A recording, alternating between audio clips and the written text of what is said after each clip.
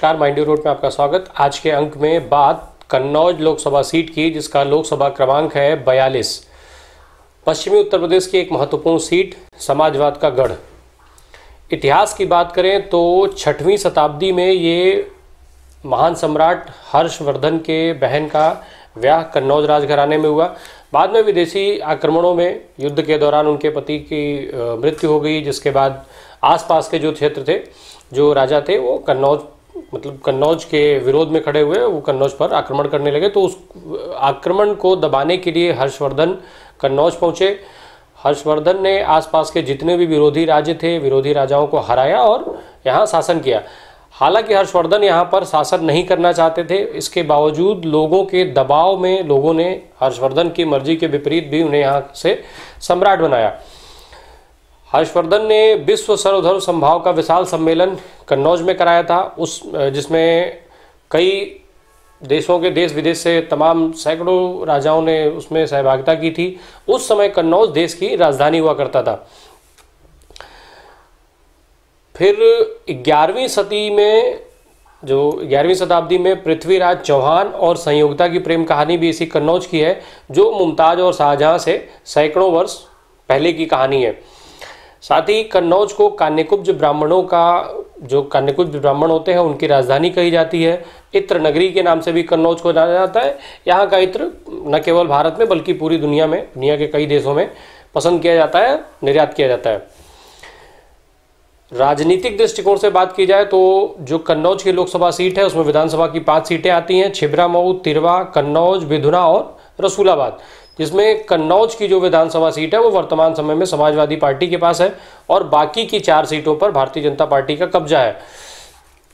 लोकसभा चुनाव की बात की जाए तो इस सीट का अस्तित्व 1967 में आया। 1967 में सीट अस्तित्व में आई। 1967 में यहाँ पहला लोकसभा का चुनाव हुआ। समाजवाद के पुरोधा राम मनोहर लोहिया यहाँ से पहली बार संयुक्त सोशलिस्ट पार्टी के टिकट पर चुनाव लड़ करके संसद पहुंचे, पहले सांसद हुए यहाँ के। इसके बाद 1971 के चुनाव में सीट कांग्रेस पार्टी के पास चली गई। सत्यनारायण मिश्रा यहाँ से सांसद चुने गए। 80 में ये सीट जनता पार्टी के पास रही, जब छोटे सिंह यादव यहाँ से सांसद चुने गए। फिर इसके बाद 1984 में कांग्रेस ने सीट पर फिर से एक बार दोबारा अपना विजय पताका फहराई। इस बार शीला दीक्षित यहाँ से चुनाव लड़ करके कांग्रेस के टिकट पर सांसद चुनी गई।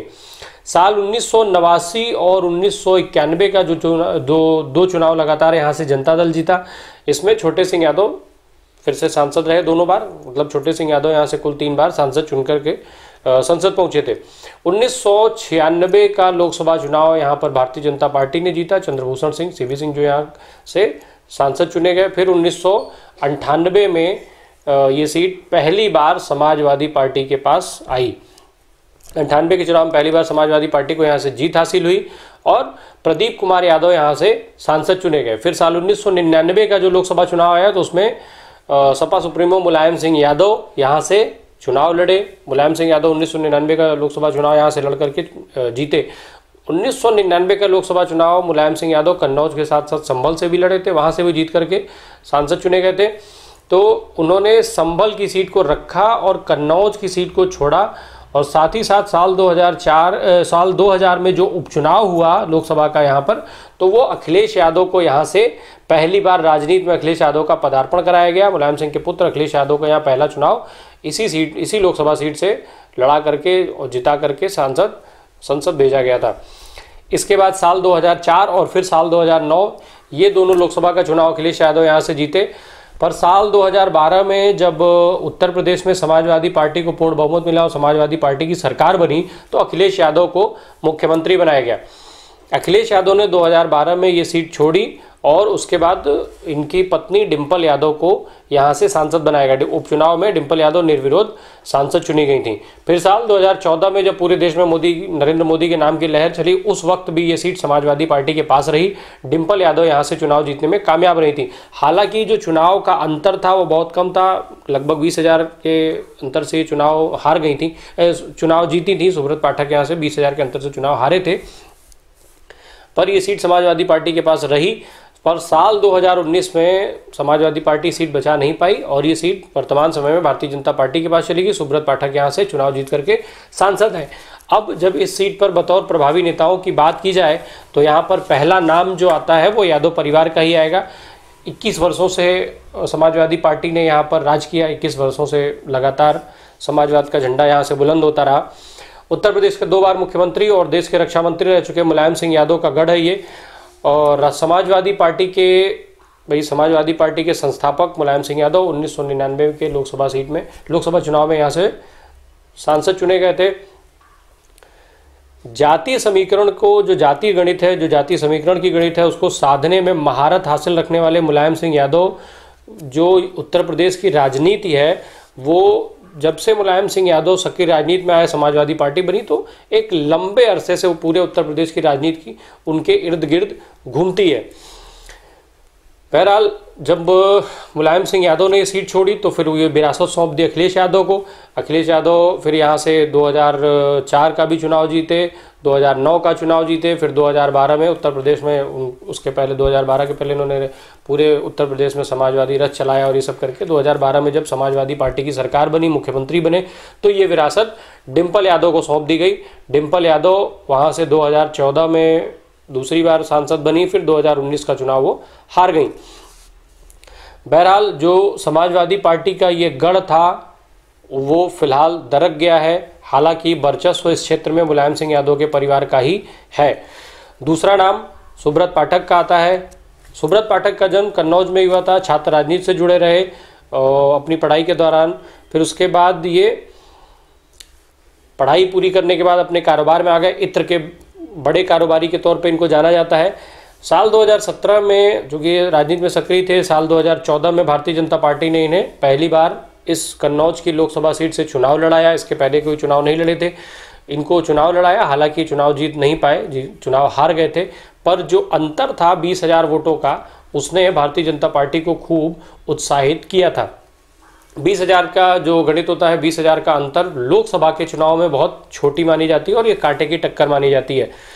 डिम्पल यादव से चुनाव हारे, पर साल 2019, उसके पहले जो साल 2017 में इन्हें भारतीय जनता युवा मोर्चा का प्रदेश अध्यक्ष बनाया गया। फिर उसके बाद 2019 का चुनाव ये लगभग 13,000 वोटों से जीतने में कामयाब रहे थे। पश्चिमी उत्तर प्रदेश में भारतीय जनता पार्टी के नेता के तौर पर इनको ये खूब स्थापित हैं, बड़े कारोबारी हैं और ब्राह्मण चेहरे के रूप में, बड़े ब्राह्मण नेता के तौर पर ये देखे जाते हैं। इसके बाद नाम आता है अर्चना पांडे का। अर्चना पांडे राम प्रकाश त्रिपाठी की पुत्री हैं। राम प्रकाश त्रिपाठी इस सीट से सांसद रह चुके थे। फिर इसके बाद 4 बार वो एमएलए रहे, भारतीय जनता पार्टी के राष्ट्रीय सचिव रहे, प्रदेश के उपाध्यक्ष रहे।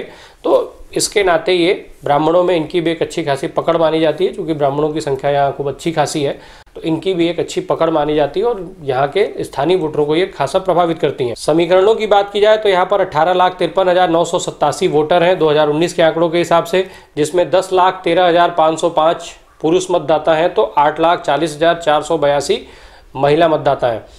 जातिगत समीकरण देखा जाए तो मुस्लिम वोटर्स जो हैं वो यहाँ करीब 2.5 लाख के आसपास हैं। वहीं सवर्ण वोटरों की जो संख्या है वो करीब 4.5 लाख के आसपास है। 4.5 लाख वोटर सवर्ण जाति से आते हैं। ओबीसी की संख्या यहाँ खूब है, 8 लाख वोटर्स करीब करीब ओबीसी समुदाय से आते हैं। SC ST 3 लाख के आसपास वोटर्स हैं। 21 साल से इस सीट पर 21 साल समाजवादी पार्टी का कब्जा रहा, 21 साल समाजवाद का वर्चस्व रहा। इस सीट ने 3 मुख्यमंत्रियों को जिताया है, जिसमें शीला दीक्षित, फिर मुलायम सिंह यादव और उसके बाद अखिलेश यादव। ये 3 यहाँ से सांसद रहे जो आगे चल करके मुख्यमंत्री हुए।